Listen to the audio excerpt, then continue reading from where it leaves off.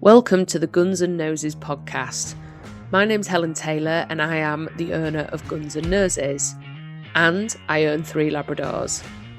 We're here to talk about real moments, real lives, and the wins, the wobblers, and the occasional up yours moments. We're talking about those dogs with enthusiasm and us humans who are trying to keep up.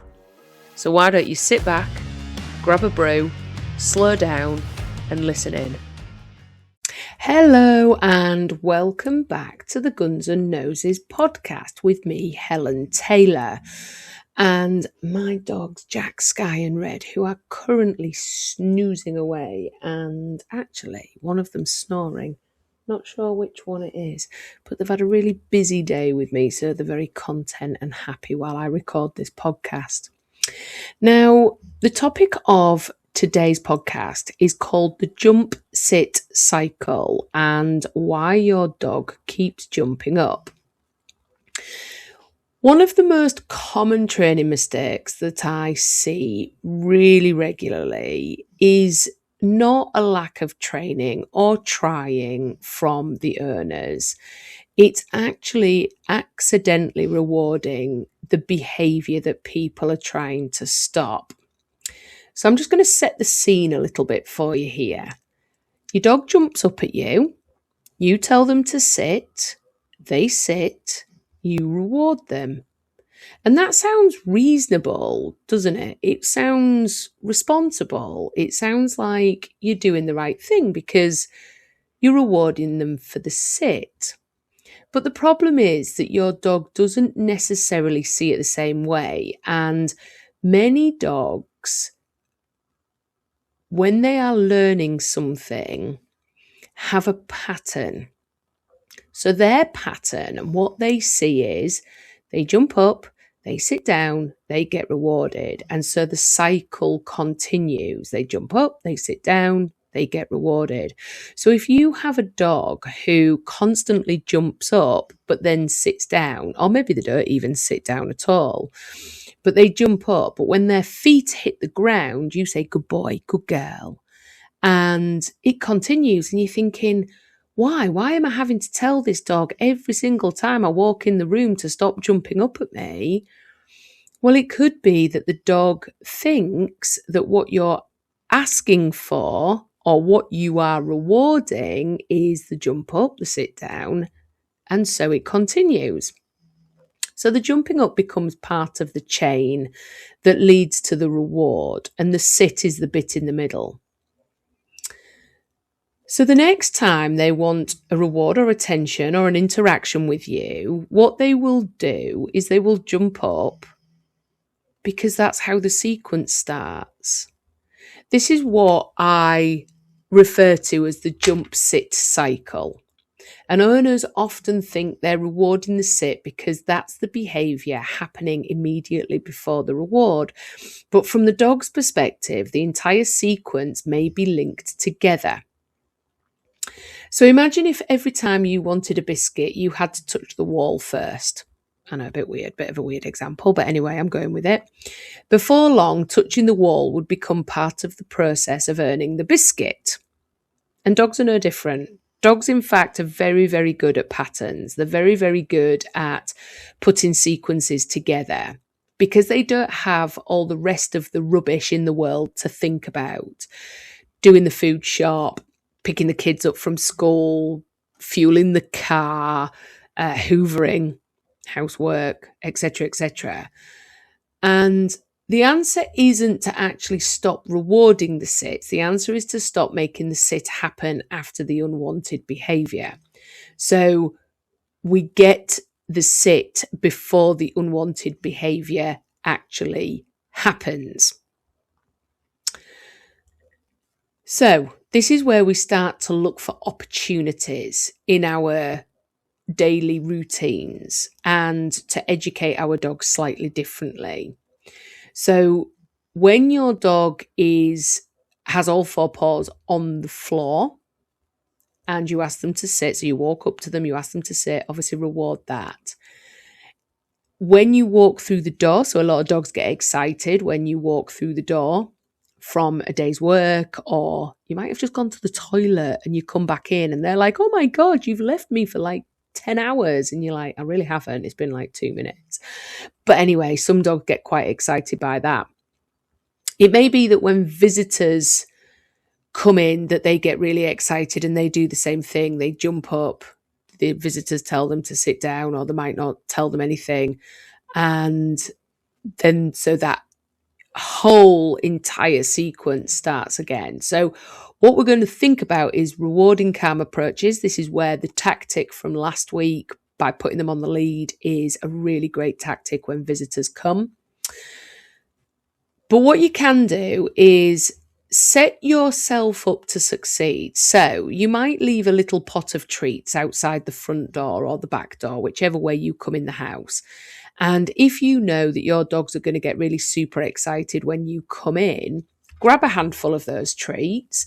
And as you walk through the door, hold your hand out so your dog smells the goodies, and ask for a sit before their feet even leave the ground.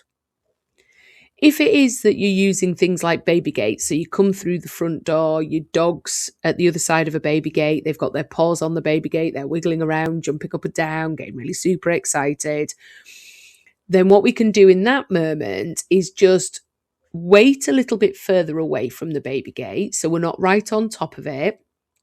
Wait for our dogs to be a little bit calmer, and then approach the baby gate, ask for that sit, give them a reward, walk through the baby gate. Now, if it is that your dog takes the reward and then comes back and flies at you, be prepared with the sit. So as they turn around, they've eaten the food, they turn around, they're coming back towards you, sit. And what you'll find is very, very quickly, you can then reward the dog for the sitting without the initial jumping up. And that's what's really important, because when you've got a dog who understands or thinks that it's jump up, sit down, then they get a reward. And don't forget, like, rewards in this might not be food rewards. It might be just saying good dog for sitting your bottom on the ground, or a pat on the head, or, a cuddle as you're greeting them because you've just been at work all day and you've maybe had a rubbish day, so you want to greet your dog. Like, that's normal. But then what we end up with is a yo-yo dog. So I talk about yo-yo dogs a lot, and they see patterns of, like, repetitive patterns, especially things like jumping up, pulling on the lead, things like that, as the sequence that we're looking for. But what we need to do is we need to find opportunities to reward our dogs for keeping the feet on the ground before we kind of set them up in a more high energy, high octane environment. Because what we can then do is, once we've got a few reinforcers in those moments that we want, we can then sort of dial it up a little bit and maybe add a little bit of movement. So you might ask your dog to sit in front of you, and then you might move backwards quite quickly, calling your dog, and then stop really abruptly and say, sit. And then you're able to reward if the dog doesn't, if their feet don't leave the ground. But also, the other thing as well, and this goes back to another podcast episode that I did, and if your dog does jump up and you're saying, get down, get down, get down, like, what does get down actually mean to your dog? Really think about it. Does it mean lay on the ground, or does it mean put your feet on the ground? Now, if you want them to put their feet on the ground, but you've taught down as a lay your belly on the ground, they're going to be like, what are you talking about? I'm just totally not sure about what you're saying to me right now. So let's make sure that we're really super clear. Let's make sure that sitting becomes the first step of that sequence rather than the second. And sometimes what people try doesn't always work. So there's like standard kind of advice out there that if your dog jumps up, turn your back on them, move out of their space. But some dogs will just stay on their back feet and follow you around with, like, dancing like a meerkat, because they're nimble, they're agile, they have got good core strength, and they've got you for balance because they've got their front feet on you. But also, sometimes that can lead to more frustration, where the dog starts really jumping more because you haven't reacted in the same way as what you have done previously. So they get more frustrated. So they jump up even more. So what I want to ask you to think about is, what question, no, let me rephrase that. What are you rewarding? So the question is, what am I rewarding in that moment? And also, what behaviour does my dog think earned the reward? So that's just something that I want to sit with you, that when you're asking your dog to stop jumping up, what do they understand by that moment? And what is it that you're actually asking of them? So understanding that difference can completely change your training results very, very quickly. When we start to realise that our dogs believe that the cycle is, I jump up, I sit my bum down, I get a reward of some description, you then lock into that and understand that that's what your dog's thinking. You can start to change the narrative.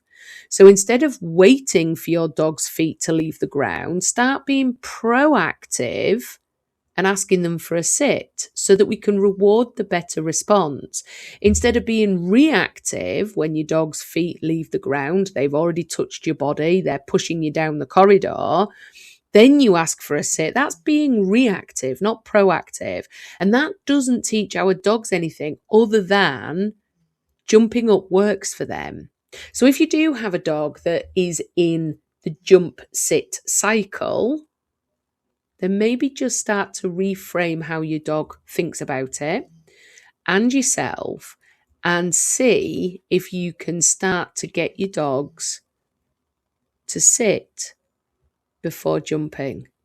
And you will soon get rid of a dog who thinks that jumping is okay.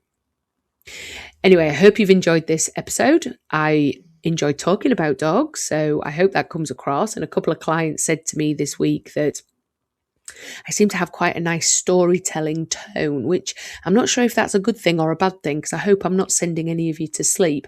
But I don't really know, because nobody's given me any feedback or any comments on my podcast. So if you like it, please do share with a friend, subscribe, and leave me a comment. And if there's anything that you want me to talk about, then please do send me a message, and I'm more than happy to do a podcast on it. But until next time, keep training kindly and try to keep up. Thank you for spending this time with me. If today's episode helped you slow down, feel seen, or think a little differently about your dog, then it's done its job. Remember, progress isn't about perfection. It's about observation and reflection. You're not behind, you're not failing, and you're definitely not alone. Until next time, keep training kindly and try to keep up.